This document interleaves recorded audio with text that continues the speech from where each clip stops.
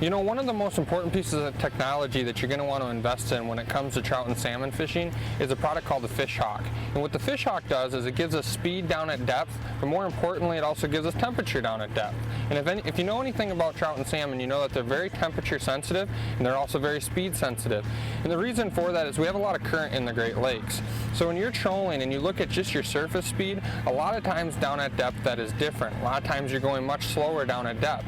So what happens there is you don't have very good action on your spoons, rotators, all the different presentations that we like to fish as trout and salmon fishermen. So when I talk about speed, when it comes to trout and salmon fishing, I'm talking about speed down at the ball, so down at depth. And a lot of times you can have 3, 4, 5/10 of a mile an hour difference, which is all the amount of difference it's going to take not to get bit in a day of fishing. So you want to watch your speed. And you can see right here on the graph I have it 2.5 miles an hour right now. That's about on the top end of what I like to go for speed.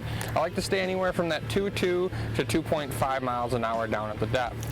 The other really important thing is temperature, and trout and salmon are very temperature sensitive.